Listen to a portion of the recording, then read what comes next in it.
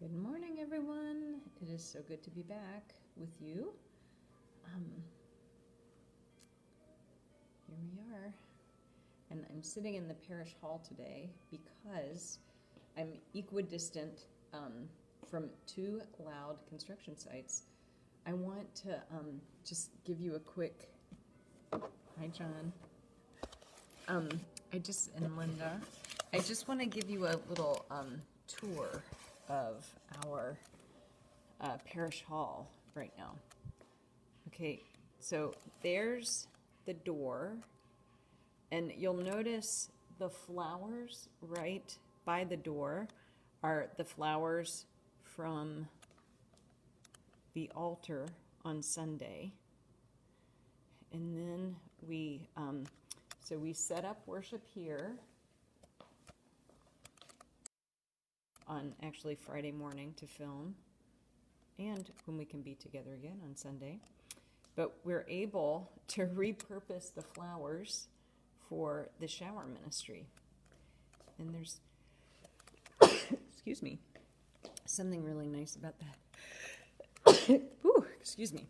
Good thing I'm alone in here, sneezing without a mask on.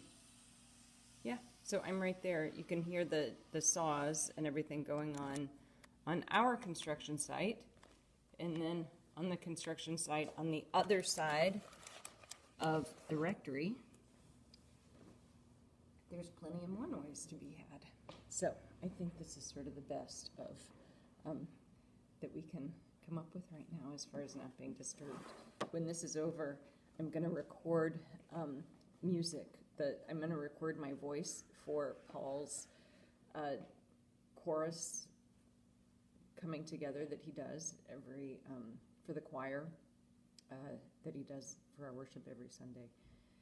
So I've been thinking about where the quietest place to be is. But if in the anthem or any of the hymns you hear construction noise, it may be because we're filming on Friday, but it may also be that you're hearing it from my recording.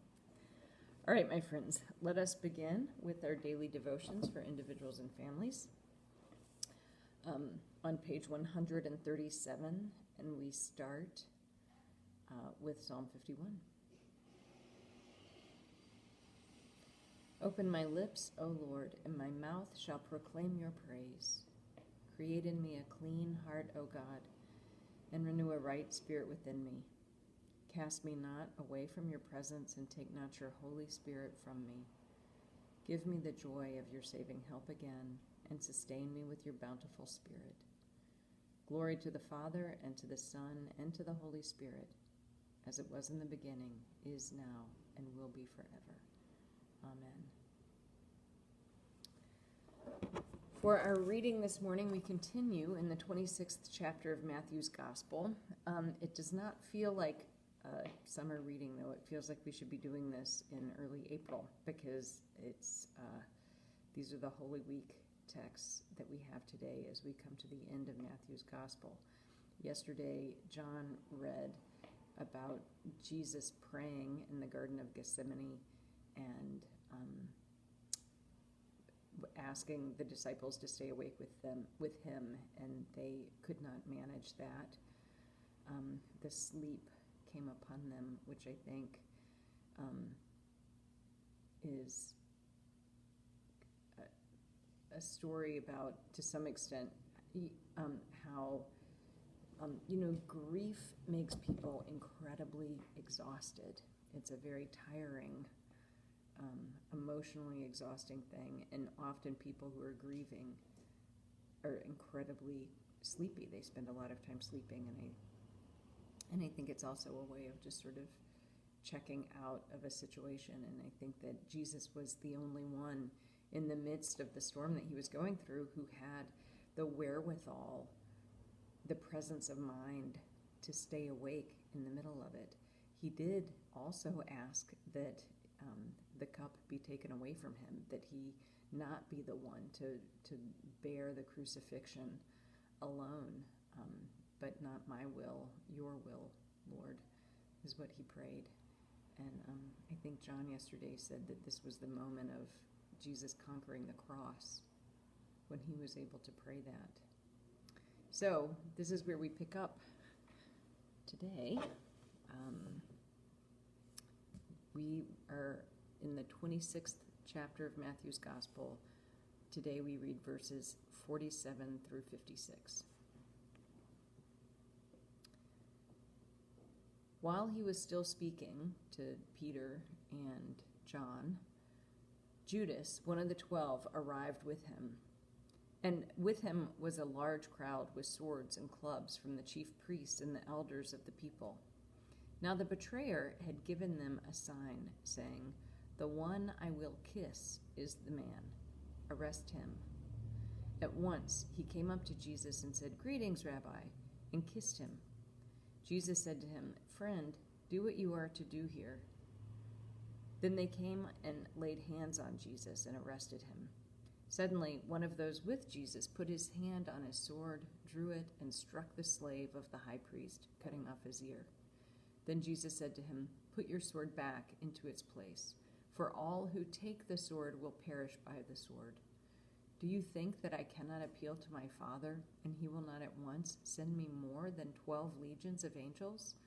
But how then would the scriptures be fulfilled, which say it must happen in this way?" At that hour, Jesus said to the crowds, "Have you come out with swords and clubs to arrest me as though I were a bandit? Day after day I sat in the temple teaching, and you did not arrest me. But all this has taken place so that the scriptures of the prophets may be fulfilled."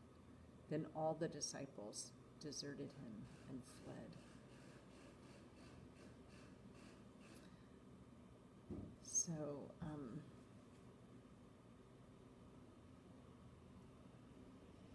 So the disciples who are with him are overcome by fear and flee.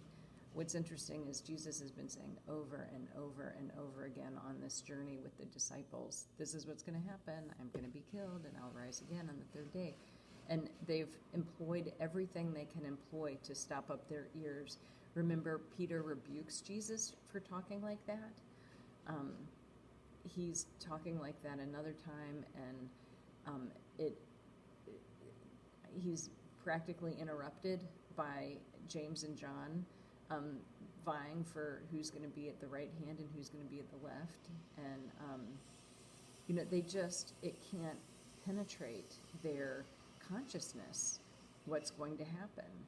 I think they have expectations of what a Messiah is and what the Messiah will bring them, the kind of power that the Messiah will restore to them specifically. And they cannot conceive of this new kind of power of love and power through weakness, which is what Jesus shows. Of course, it isn't utter weakness. There's a tremendous wealth of power within his self-offering, within his refusal to resist.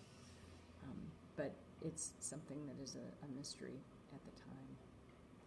So one of the things that I said in our Zoom on Sunday was about looking for a parable of this time, and I think there's so many interesting parables for this time. And I was reading an article this morning about the power of nonviolence begun, Nelson Mandela, or Gandhi, before Nelson Mandela.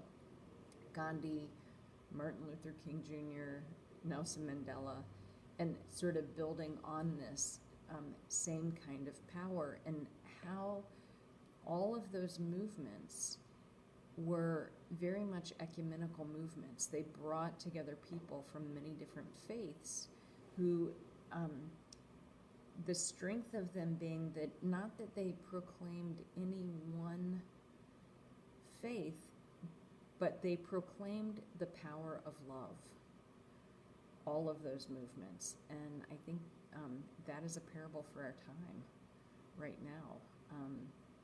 I hope it's a parable for our time.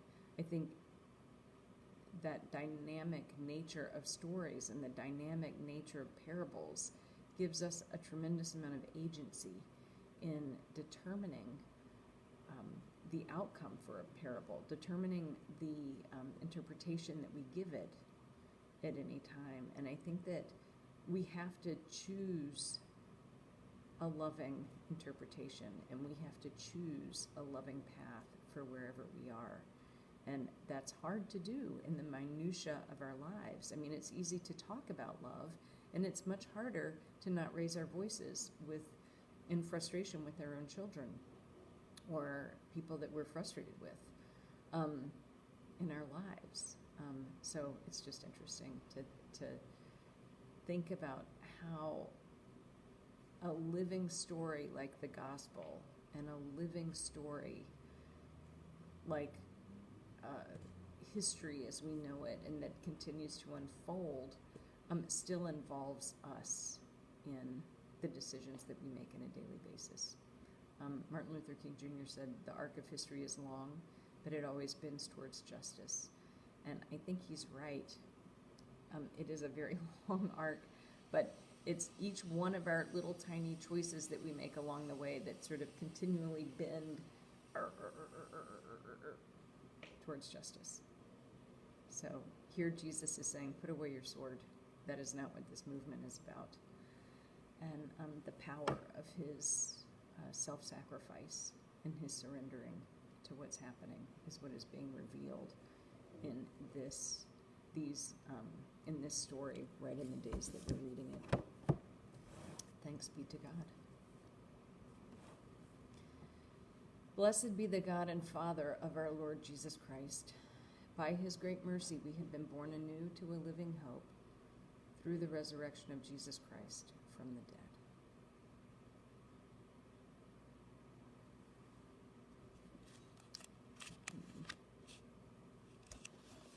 I don't have papers out that I need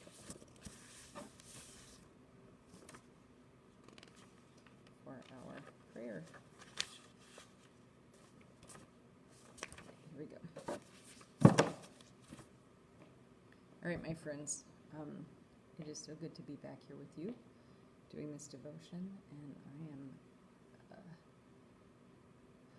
looking forward to this time of prayer with you right now. Let us pray.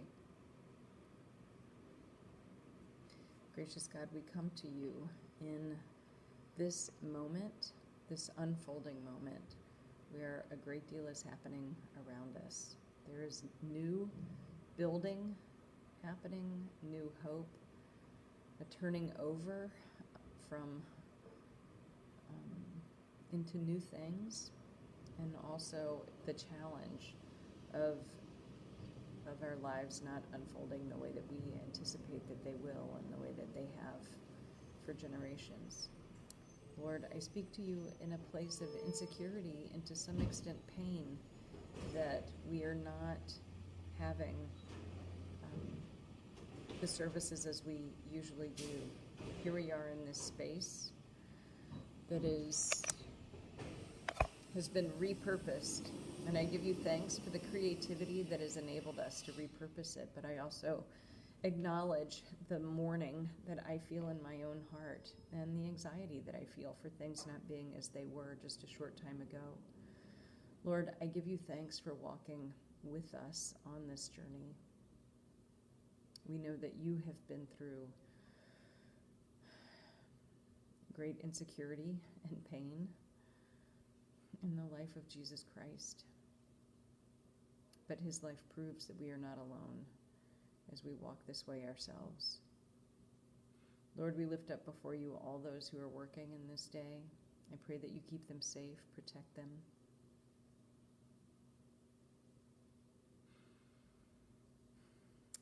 Be with those who are sick. And Lord, we lift up before you now all those who have been commended to our prayers. We pray for Bernie, Natalio, Alice, Catherine, Barbara, Roger, Bobby, Jen, Daisy, Kristen, Patricia, Deborah, Doug, Leah, Joan, Kristen, Marjorie, Tammy, Randy, Sherry, Richard, Robin, Sylvan, Richard, Suzanne, Tim, and all those who are on our hearts and minds right now. Lift up before you the Saz family.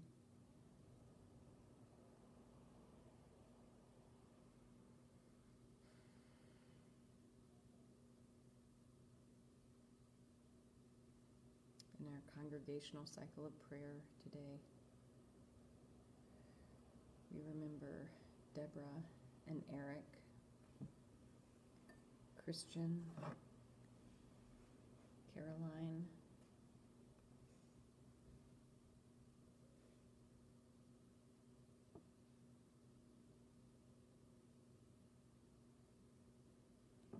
Patricia, Monica, Victor, Pia, and Mary. Lord, I pray that you be with us all as we walk in this new day. Give us strength to do what you put in front of us, to do what you call us to do, Lord. Let there be joy and let there be creativity. Let there be hope in all that we do. And Lord, I pray that you keep us connected to one another through your overpowering and ever-present love in our lives. Hear us now say the prayer that your Son taught us. Our Father, who art in heaven, hallowed be thy name. Thy kingdom come, thy will be done on earth as it is in heaven. Give us this day our daily bread, and forgive us our trespasses, as we forgive those who trespass against us. Lead us not into temptation, but deliver us from evil. For thine is the kingdom, and the power, and the glory forever and ever. Amen. Lord God, Almighty and everlasting Father, you have brought us in safety to this new day. Preserve us with your mighty power, that we may not fall into sin, nor be overcome by adversity. And in all we do, direct us to the fulfilling of your purpose, through Jesus Christ our Lord. Amen. All right, my friends, you all take care of yourselves today. It's good to be here with all of you. It's also nice to be sharing this morning devotion time. I know that you've been hearing from John Cullum and Linda and Tim Preston, which is really wonderful. I see my old friend Jim Dennison is watching right now from St. Michael's.